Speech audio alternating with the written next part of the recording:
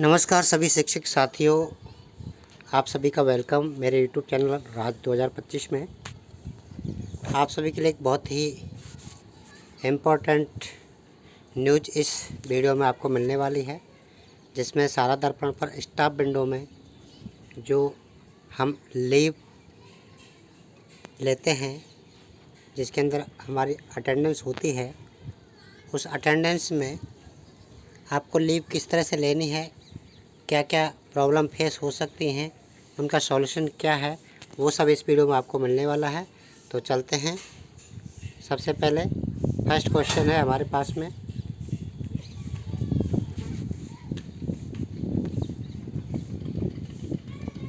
मैं ऑनलाइन आवेदन कैसे करूं? यानी आपको लीव लेनी है तो ऑनलाइन आवेदन आपको कैसे करना है। उसके लिए शिक्षा विभाग के कार्मिक साला दर्पण पर स्टाफ विंडो जो ऑप्शन है, उसके माध्यम से ऑनलाइन आवेदन कर सकते हैं, जिसके लिए उन्हें स्वयं का रजिस्ट्रेशन करना होगा।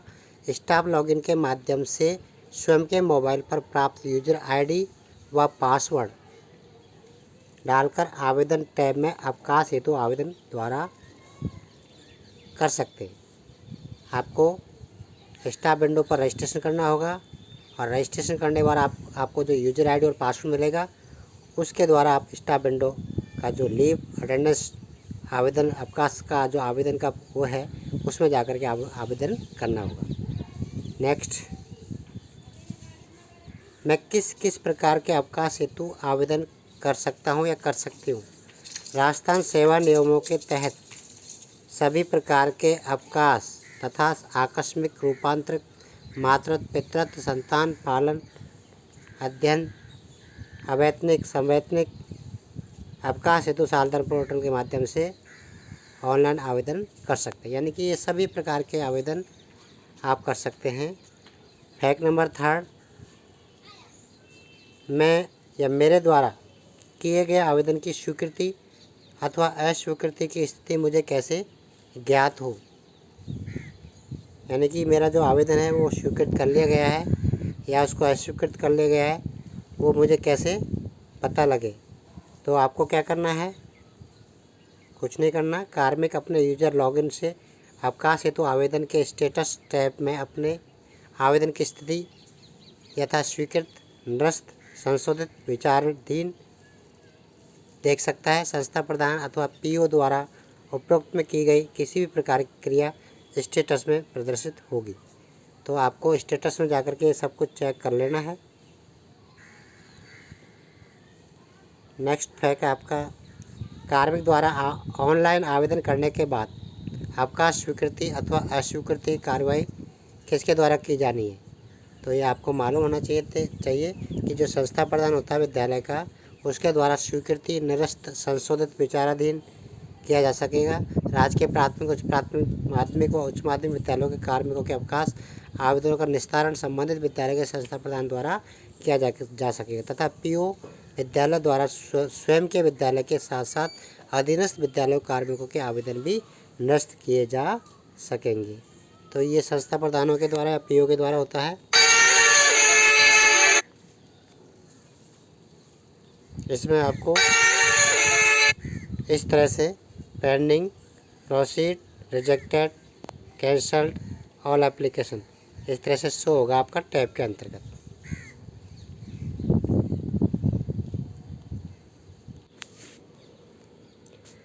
क्या स्टाफ लॉगिन पर गलत अवकाश दर्ज करने के बाद में आवेदन में संशोधन कर सकता है या कर सकती है?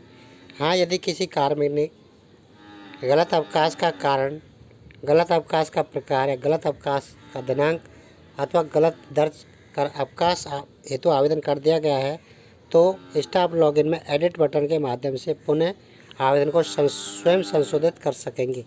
किंतु यदि कार्मिक के आवेदन को संस्था प्रधान ने प्रोसेस के माध्यम से स्वीकार या अस्वीकार कर दिया गया है, तो संशोधन संभव नहीं होगा। तो इस बात का ध्यान रखें। आपको जैसे आवेदन किया उसके बाद आप उसको टैब में, एडिट टैब में जाकर के संशोधन कर सकते हैं, और अगर संस्था प्रधान ने इसको प्रोसेस कर दिया या स्वीकार कर दिया तो फिर कुछ नहीं हो सकता।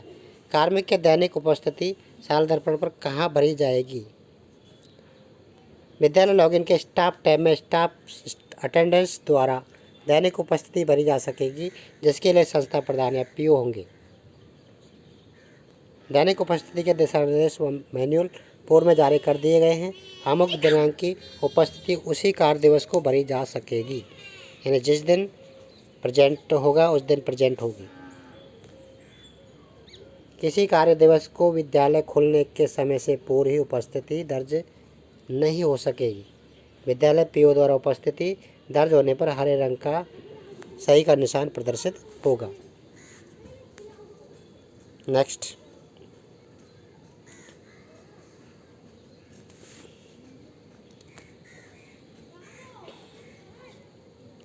यदि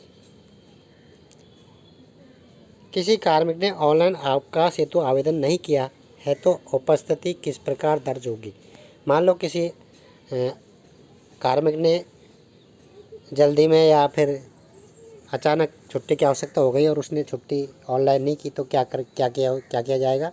तो यदि विशेष आकस्मिक परिस्थिति में किसी कारण कार्मिक ने साल दर्पण पोर्टल के माध्यम से ऑनलाइन आवेदन नहीं किया है तो संस्था प्रधान को अन्य माध्यम से सूचित करने पर संस्था प्रधान ऑन लीव विकल्प का उपयोग कर सकता है। उस दिवस के लिए कार्मिक द्वारा विधिवत ऑनलाइन आवेदन करने व स्वीकृति पश्चात ऑन लीव विकल्प की जगह आधिकारिक अवकाश स्वतः ही दर्ज हो जाएगा।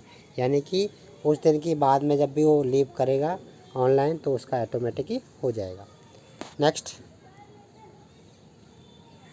मैं विद्यालय में उपस्थित हो गया परंतु किसी कारणवश मुझे अब अवकाश चाहिए तो क्या करूं। यदि कार्मिक विद्यालय आ गया है तथा उसकी उपस्थिति मार्क कर दी गई है तथा अब संस्था प्रधान द्वारा किसी प्रकार का संशोधन उपस्थिति में संभव नहीं है तो कार्मिक द्वारा स्वयं के लॉगिन से ऑनलाइन आधे दिवस हेतु आवेदन किया जाएगा तथा जिसे संस्था प्रधान द्वारा प्रोसेस करने पर उपस्थिति स्वतः ही आवेदन अवकाश में बदल जाएगी। तो सिंपल प्रोसेस है। किसी कार्मिक को बीएलओ कार्य में किसी निश्चित अवधि के लिए रोज आधे दिवस हेतु कार्य करना है तो उपस्थिति कैसे दर्ज की जाए। क्योंकि बीएलओ कार्य हेतु किसी प्रकार का अवकाश नहीं लिया जाता, कार्मिक को स्टाफ टैब में एम्प्लॉय मूवमेंट रिलीविंग में उचित कारण चयन कर कार्यान्वित किया जाए तथा डेली स्टाफ अटेंडेंस में इलेक्शन ड्यूटी विकल्प का चयन किया जाए। अवकाश दिवसों की गणना किस प्रकार की जाए। राजस्थान असैनिक सेवा नियमाधीन ही अवकाश के प्रकार के अनुरूप अवकाश दिवसों गणना की जाए। कार्मिक द्वारा किए गए अवकाश आवेदन को किस प्रकार संशोधित किया जा सकता है।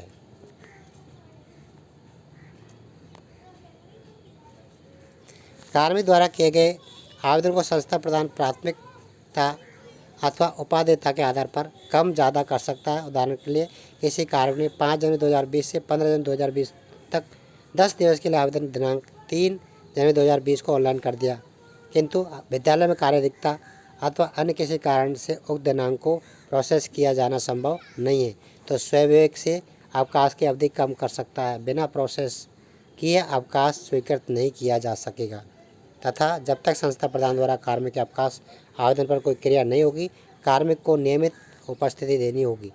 अवकाश की स्थिति कार्मिक के लॉगिन पर देखी जा सकती है। नेक्स्ट, क्या किसी अमुक दिनांक की उपस्थिति आने वाले किसी कार्य दिवस को की जा सकती है। नहीं, यही किसी कार्य दिवस को किसी कारण से उपस्थिति दर्ज नहीं की जा सकती तो उस दिन का कॉलम रिक्त ही प्रदर्शित होगा जिसका स्पष्टीकरण मांगा जा सकता है। जिला कलेक्टर द्वारा अथवा प्रधानाध्यापक द्वारा घोषित अवकाश के दिवसों में कैसे अंकित किया जाए। संस्था प्रधान द्वारा इस प्रकार के अवकाश के दिवस को उपस्थित मॉड्यूल रिक्त रखना है, तत्पश्चात इस हेतु निर्देश जारी करवा दिए जाएंगे। यानी कि उस दिन आपको कोई अवकाश प्रेजेंट नहीं दिखानी। किसी दिवस की गलत उपस्थिति दर्ज कर दी गई हो तो क्या संशोधन संभव है। नहीं, अमुक दिवस की यदि एक बार उपस्थिति दर्ज कर दी गई हो तो उस दिवस में संशोधन संभव नहीं है। विद्यालय के कार्मिक उपस्थिति पंजिका के आधार पर ऑनलाइन उपस्थिति दर्ज करें, यानी कि कोई चेंज नहीं हो सकता। लास्ट, विद्यालय में किसी माह में उपस्थिति देखनी हो तो क्या किया जाए।